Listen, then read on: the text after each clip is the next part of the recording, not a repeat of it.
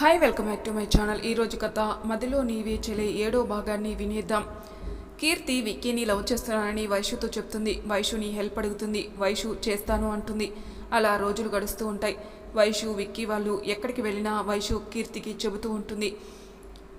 అక్కడికి కీర్తి కూడా వెళ్తూ ఉంటుంది. బట్ విక్కీ మాత్రం వైషుకే ఇంపార్టెన్స్ ఇస్తూ ఉంటాడు. కీర్తిని ఎక్కువగా పట్టించుకోడు. దానితో కీర్తికి కోపం వస్తుంది. ఇలా అయితే కష్టం, ఇంకేదో ఒకటి చేయాలి అని డిసైడ్ అవుతుంది.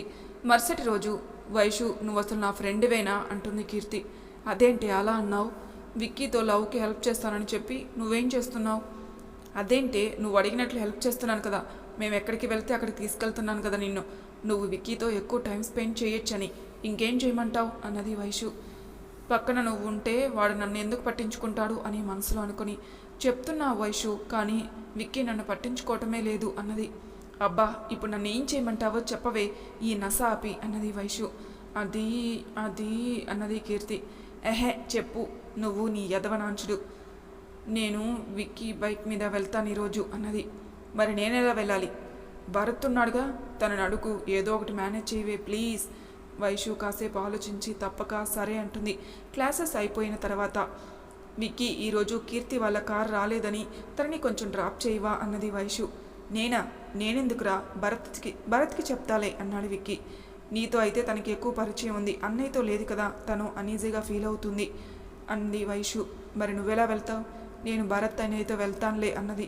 తను లైబ్రరీలో పని ఉందని వెళ్ళాడు, లేట్ అవుతుందేమో అన్నాడు విక్కీ. పర్లేదులే, నేను వెయిట్ చేస్తాను అన్నది వైషు. నువ్వు తనని తీసుకెళ్ళు, ఇంతసేపు అడిగించుకుంటే తను ఫీల్ అవుతుంది. చాలాసేపటి నుంచి మనల్నే చూస్తూ ఉంది. విక్కీ అటువైపు చూసి తప్పక ఇష్టంగానే కీర్తిని బైక్ ఎక్కించుకొని వెళ్తాడు. విక్కీకి చాలా అన్కంఫర్టబుల్గా ఉంటుంది. ఎందుకంటే ఇంతవరకు తన బైక్ మీద వైషుని తప్ప ఇంకెవరిని ఎక్కించుకోలేదు. అదే కాక కీర్తి 2 సైడ్స్ కూర్చొని కావాలని విక్కీని పట్టుకోవడం, చెస్ట్ తగిలించడం చేస్తూ ఉంది.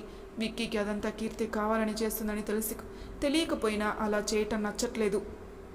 అక్కడ కాలేజీలో విక్కీ కీర్తి బయలుదేరారు. వైషుకి ఫస్ట్ టైం విక్కీ తనకి దూరం అవుతున్నట్లుగా బాధగా అనిపిస్తుంది.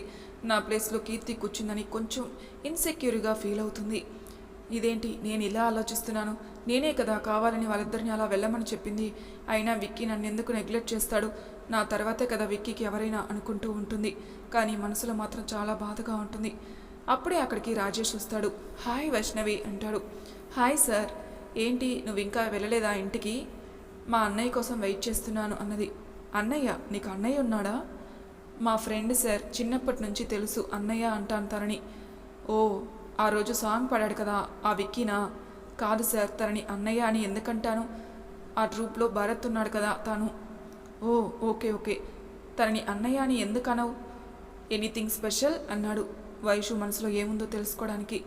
వైషు కాసేపు ఆలోచించి అదేం లేదు సార్ అంది. మీ అన్నయ్య రావటం లేట్ అవుతున్నట్లుంది. Shall I drop you? పర్లేదు సార్, నేను వెయిట్ చేస్తాను అన్నది. నాకు డ్రైవింగ్ బాగానే వచ్చు, సేఫ్గానే మీ ఇంట్లో డ్రాప్ చేస్తానులే, వెళ్ళి బైక్కి తీసుకొని వస్తాను, వెయిట్ చేయి అని వైషు ఆన్సర్ వినకుండా వెళ్ళిపోయాడు రాజేష్. వైషుకి చాలా ఇబ్బందిగా అనిపించింది. ఇంతవరకు విక్కీ బైక్ తప్ప వేరే ఎవరి బైకు ఎక్కలేదు తను. భరత్ బైక్ కూడా ఫస్ట్ టైం ఏదో కీర్తి కోసం ఒప్పుకుంది. ఇప్పుడు ఈ రాజేష్ సార్ బైక్ ఎక్కమంటున్నారు. ఎలా? ఈ అన్నయ్య ఏంటి ఇంకా రాలేదు అనుకుంటూ ఉంది. అటు సైడ్ నుంచి రాజేష్, ఇటు సైడ్ నుంచి విక్కీ ఒకేసారి వచ్చారు. విక్కీ ఏంటి అప్పుడే వచ్చేసాడు అనుకుంది. సార్ మా ఫ్రెండ్ వచ్చాడు, నేను వెళ్తాను sir, thank you for your help, bye అని విక్కీ బైక్ ఎక్కింది. ఓకే బాయ్ అని వెళ్ళిపోయాడు రాజేష్. ఎవరతను అని అడిగాడు. రాజేష్ అని మన సీనియర్, నాకు తెలిసిన అతనులే. అన్నయ్య ఇంకా రాలేదని డ్రాప్ చేస్తానన్నారు, ఈ లోపల నువ్వే వచ్చేసావు అన్నది. ఓ అవునా? అవును, నువ్వేంటి అంత ఫాస్ట్గా వచ్చేసావు? భారత్కి లేట్ అవుతుందని చెప్పాడు కదా, నాకు తెలిసిన అమ్మాయి ఒకరు అటు సైడే వెళ్తుంటే కీర్తిని తన స్కూటీ మీద పంపించానులే, నేను తీసుకెళ్దామని వచ్చాను. తన కోసం కీర్తిని వదిలేసి వచ్చాడని వైషుకి హ్యాపీగా అనిపించింది. సరేరా పద అని ఇద్దరూ బయలుదేరారు. దారిలో రాజేష్ అన్న మాటలే గుర్తొచ్చాయి. భరత్ని అన్నయ్య అంటావు, విక్కీని ఎందుకు అనవు? ఎనీథింగ్ స్పెషల్ అని. నిజంగానే విక్కీ నాకు స్పెషలా అనుకుంది. కీర్తి ఫోన్ చేసింది అప్పుడే. రాక్షసి, కరెక్ట్ టైంకి డిస్టర్బ్ చేస్తుంది. వైషు కాసేపు ఆలోచించి తన మనసులో ఏముందో తెలుసుకునేదే కదా. హా కీర్తి చెప్పు అన్నది. నేను రీచ్ అయ్యాను ఇంటికి, అది చెప్దామని ఫోన్ చేశాను అన్నది. ఓ ఓకే, నేను ఇప్పుడే స్టార్ట్ అయ్యాను, విక్కీ వచ్చాడు. అదేంటి అర్జెంట్ వర్క్ ఉంది ఇంటికి వెళ్ళాలన్నాడు, మళ్ళీ వైషు కోసం వెళ్ళాడా కాలేజీకి అని మనసులో అనుకొని పైకి మాత్రం అవునా సరే ఉంటాను బాయ్ అని పెట్టేస్తుంది. విక్కీని పడేయటం అంత ఈజీ కాదని అర్థమైంది కీర్తికి. ముందు వైషుని దూరం చేయాలి, అప్పుడే నాకు దగ్గర అవుతాడు అనుకుంది. ఎవరు ఫోను అన్నాడు విక్కీ. కీర్తి అన్నది. వెళ్ళిందా ఇంటికి? అబ్బో ఎంత కన్సర్నో అని మనసులో అనుకుంది. రీచ్ అయిందంట, అదే చెబుదామని ఫోన్ చేసింది. ఓకే అలా మాట్లాడుకుంటూ ఇంటికి వెళ్ళిపోయారు. నిజానికి భరత్ విక్కీకి లేట్ అవుతుందని ఏం చెప్పలేదు. బట్ కీర్తి నుంచి తప్పించుకోవడానికి అర్జెంట్ వర్క్ ఉంది, ఇంటికి వెళ్ళాలని చెప్పి వేరే అమ్మాయి స్కూటీ ఎక్కించాడు. వైషు అలా మధ్యలో వదిలేసి వచ్చావని తిడుతుందని. భరత్కి లేట్ అవుతుంది అన్నాడు అని చెప్పాడు. మరుసటి రోజు కాలేజీలో సారీ కీర్తి, విక్కీ నిన్ను మధ్యలో ఎవరితోనో పంపించాడంట కదా అన్నది వైషు. అవును, ఇంటి నుంచి ఫోన్ వచ్చింది, అర్జెంటుగా వెళ్ళాలని చెప్పాడు. అవునా, మరి నాకేంటి భరత్కి లేట్ అవుతుందని అలా చెప్పాడు అనుకునింది. అవును, మా అమ్మ అర్జెంటుగా ఇంటికి రమ్మని ఫోన్ చేసింది, అందుకే వచ్చి నన్ను తీసుకుని వెళ్ళాడు అని కవర్ చేసింది. కీర్తి ఫీల్ అవుతుందేమోనని. అవునా సరేలే అన్నది కీర్తి. హే నీకో విషయం తెలుసా, నిన్న రాజేష్ సార్ కలిశారు, నన్ను డ్రాప్ చేస్తానన్నారు. అవునా, మరి నువ్వేమన్నావు? నేనేమంటాను, అసలు నా సమాధానం వింటేనేగా డైరెక్ట్గా వెళ్ళి బైక్ తీసుకొని వచ్చారు. అదే టైంకి విక్కీ వచ్చాడు, విక్కీతో వెళ్ళిపోయాను. నాకెందుకో ఆ రాజేష్ సార్కి నీ మీద ఇంట్రెస్ట్ ఉందనిపిస్తుంది అన్నది కీర్తి.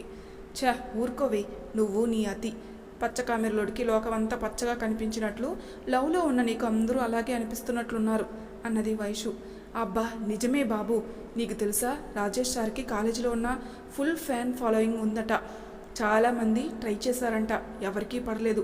ఫస్ట్ టైం నీకు పడిపోయినట్టున్నారు అన్నది కీర్తి.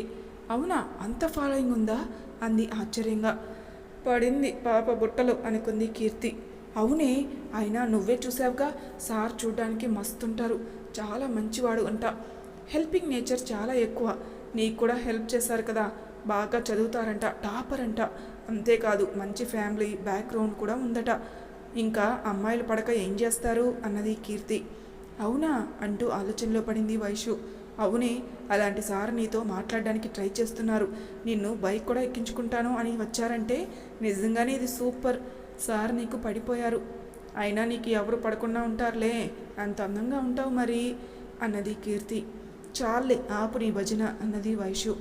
నిజమే బాబు, నువ్వు కాలేజీ బ్యూటీవి, మన క్లాస్లోని చాలామంది నీకు లైన్ వేస్తున్నారు, నీకు తెలీదా ఏంటి అన్నది కీర్తి. ఏమో లేవే వదిలే అదంతా అని టాపిక్ డైవర్ట్ చేస్తుంది. మనసులో మాత్రం రాజేష్ గురించి ఆలోచిస్తూ ఉంది వైషు. కీర్తి విక్కీకి దగ్గర అవడానికి ఇంకా ట్రై చేస్తూ ఉంది. అదంతా భరత్ గమనిస్తున్నాడు, కానీ వైషు ఫ్రెండ్ అని ఏమీ అనలేక ఊరుకున్నాడు. ఒకరోజు వైషుకి ఫీవర్ వచ్చింది. విక్కీ తను కూడా కాలేజీకి వెళ్ళనని వైషుతోనే ఉంటానని ఇంటి దగ్గరే ఉండిపోయాడు. సెకండ్ డే కూడా వెళ్ళలేదు.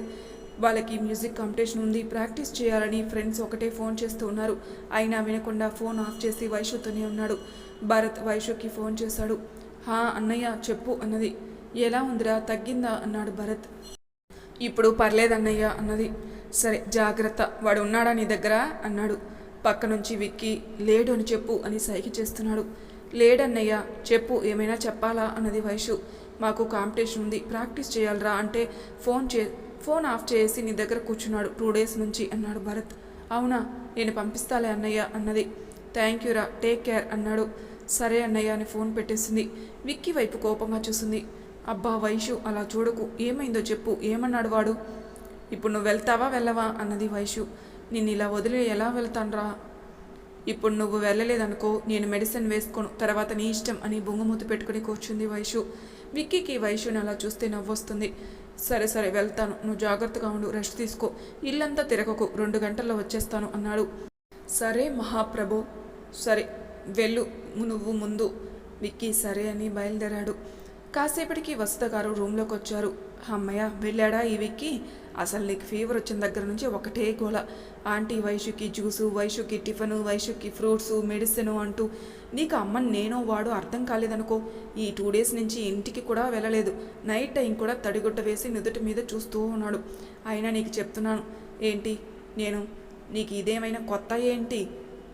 నీకు ఎప్పుడు హెల్త్ బాగోలేకపోయినా వాడు చేసే హడావిడి ఇంతేగా, నీకు తెలిసిందేగా. ఇదిగో ఈ జ్యూస్ తాగు అన్నది.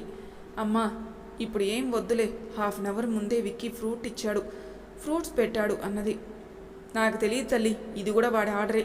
నీకు జ్యూస్ ఇవ్వమని చెప్పి వెళ్ళాడు. నువ్వు తాగలేదనుకో వచ్చి నన్ను అంటాడు మళ్ళీ అని వైషుతో జ్యూస్ తాగించి వెళ్ళిపోయారు. వైషు విక్కీ గురించి ఆలోచిస్తూ ఉంది. ఇంతలో తన ఫోన్కి అన్నోన్ నెంబర్ నుంచి మెసేజ్ వచ్చింది. హౌ ఆర్ యూ వైష్ణవి అని. వైషు ఎవరులే అని వదిలేసింది. మళ్ళీ మెసేజ్, దిస్ ఈజ్ రాజేష్ అని. రాజేష్ సార్ నాకు మెసేజ్ చేశారా, నెంబర్ ఎవరిచ్చుంటారు అనుకుని ఆలోచిస్తూ హాయ్ సార్ ఐఎమ్ ఫైన్ అని మెసేజ్ చేసింది. ఫీవర్ అంట కదా, తగ్గిందా అని మెసేజ్ పెట్టాడు. పర్లేదు సార్, మీకెవరు చెప్పారు? 2 డేస్ నుంచి నువ్వు కాలేజీకి రావట్లేదు కదా, నీ ఫ్రెండ్ కీర్తిని అడిగితే తను చెప్పింది ఫీవర్ అని. నెంబర్ కూడా తన దగ్గరే తీసుకున్నాను అన్నాడు. వైషుకి రాజేష్ గురించి కీర్తి చెప్పింది గుర్తొచ్చింది. అంతమంది ట్రై చేస్తున్నా పడని రాజేష్ సార్ నా గురించి ఆలోచిస్తున్నారా అని సంబరపడిపోయింది. Thank you sir, thank you so much, మీరు నా గురించి ఆలోచిస్తున్నారంటే ఐఎమ్ సో హ్యాపీ అన్నది. నిన్ను చూసి 2 డేస్ అయింది, ఎందుకో మనసంతా దిగులుగా అనిపించింది. వైషుకి ఆ మాటకి ఎగిరి గంతేయాలనిపించింది. అలా ఇద్దరూ చాలాసేపు మాట్లాడుకున్నారు.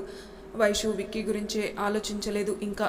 మరి తర్వాయి భాగంలో ఏం జరుగుతుందో నెక్స్ట్ ఎపిసోడ్లో తెలుసుకుందాం. అంతవరకు నా ఛానల్ని సబ్స్క్రైబ్ చేయని వాళ్ళు ప్లీజ్ సబ్స్క్రైబ్ చేసుకోండి, లైక్ చేసి షేర్ చేయండి, మీ అభిప్రాయాలు నాకు కామెంట్ రూపంలో తెలియజేయండి. Thank you for listening.